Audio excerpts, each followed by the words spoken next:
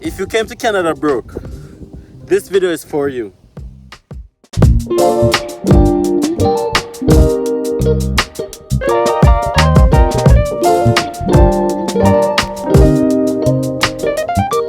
Canada is regarded as one of the most sought after destinations in the world. Every day, there's thousands and thousands of new immigrants that enter into Canada, and there's millions of others who want the opportunity to move to this beautiful country. But what is not often spoken about is the sacrifices that goes behind migrating to Canada. People move to Canada, and many people have to make sacrifices that cause them to be broke when they land in Canada. And this is something that many people don't talk about. In this video, I am going to be sharing with you guys not only my own story, but I'm going to be sharing with you guys some practical tips you can do to improve your situation if you are one of those persons who have had to sacrifice everything to come to Canada. So you find yourself being broke in Canada as a new immigrant. Hi guys, my name is Dams. I'm a Jamaican immigrant who have migrated to Canada back in 2019. And I'm living in a beautiful province of Alberta, Grand Prairie, Alberta, to be exact.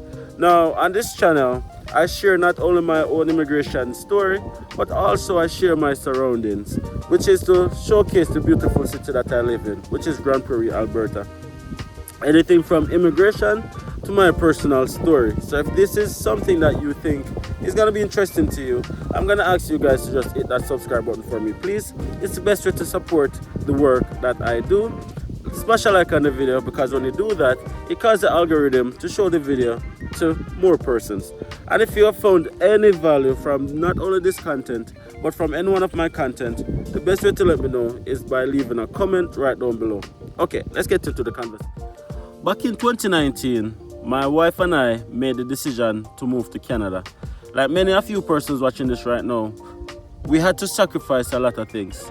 We had to sell our furniture, we had to resign our job, we had to sell our car. Every single thing that we found to be valuable, we had to try and sell it and get rid of it in order to make this journey a possibility. We had to also give up our stability in terms of our employment and come to a new country. Now, I came as an international student, and if you guys know anything about being an international student in Canada, it simply means that my school fee was a lot more expensive than a domestic student, which is okay. We're investing into the country that we want to call home eventually, right? That's the thought process back then. So I did a 2-year diploma program, and I had to pay 1 year's tuition up front. Now, back in Jamaica, I was a regular middle-class citizen. And being a regular middle-class citizen, it simply means that we didn't have much money saved up. We are not one of those persons who have a strong family support system, meaning that you have a rich uncle or a rich auntie that you can call on to support you on your journey. We didn't have any of that. Our journey was 100% dependent on our own doing and our own initiatives, right? So we managed to pay my school fee in its totality. We have a daughter at the time. She was 2 years old at the time, and we are uprooting our lives and we're moving to a new country. Now, my plan was to sell my car that I had in order to get some more settlement funds to make our journey a little bit more easier, not knowing what to expect, right? Now, my car got stolen, so there goes that dream. There goes that plan. My car got stolen, so I was not able to sell it, obviously, to get that additional funds. So because of that lack of additional funds, when I landed in Canada, we had the bare minimum to survive. We had the bare minimum, right? School fee was paid, all of the fun stuff, airfare and all of that, but we had the bare minimum. And I share that story because this is a story that can probably resonate with a lot of you new immigrants here in Canada. Many of you guys find yourselves taking loans to come to Canada. Many of you guys have family members who give you money who you're gonna have to pay back. Many of you guys have made many sacrifices, which has caused you to be in not so much of a strong financial position when you transition in Canada. But what happened is a lot of you guys feel like you are alone, and a lot of you guys feel like you are the only ones who had to make these decisions, and you feel like your back is against the wall. You don't know where to turn, you don't know what to do, because you feel isolated. So let me start off by sharing that you are not alone. You are not alone. I guarantee you that you are not alone.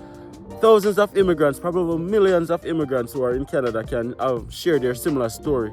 That when they landed in Canada, things wasn't as good as they wanted it to be. And there are many a times when they were very, very, very broke within the initial start of their journey. So you are not alone. So I want you guys to know first and foremost that you are not alone. Okay, with that being said, coming to Canada broke, how do you survive? How do you improve your situation to make sure that you are not finding yourself in a worse off situation than you landed, right? It starts off first and foremost with having the right mindset. I speak about this a whole lot because mindset is the most important thing before everything else. Having the right mindset. And having the right mindset can just simply mean that you are constantly reminding yourself why you decided to make this journey, why you decided to make the many sacrifices to go back in life, for lack of a better term, in order to go forward, right? And it's that constant reminder is going to keep you on track.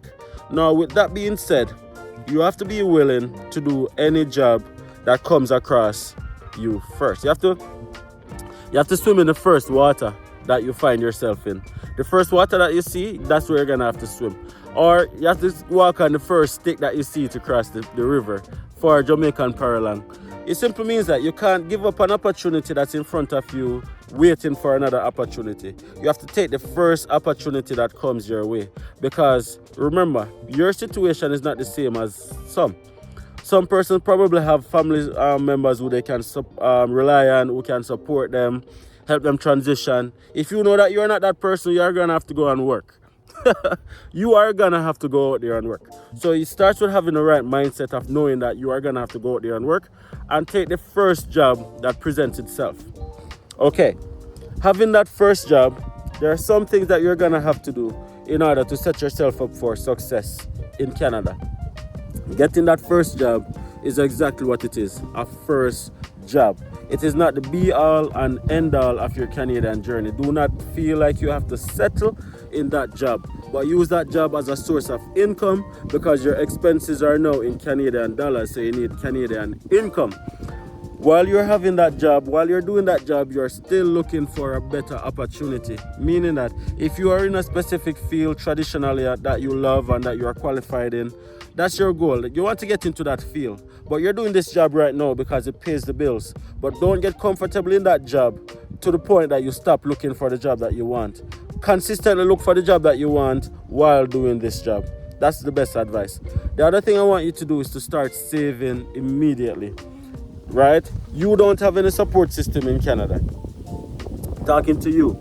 You don't have any support system in Canada, so you have to create that support system for yourself. And the only way you can do that is by saving. So you want to start saving immediately. I've done videos before where I've shared different saving strategies and the accounts that you need and investment accounts, so forth, so on. Go and check it out. I'll probably just pin a link in the description so it's easier for you. But you want to start saving as best as possible and educate yourself about the financial sector here in Canada.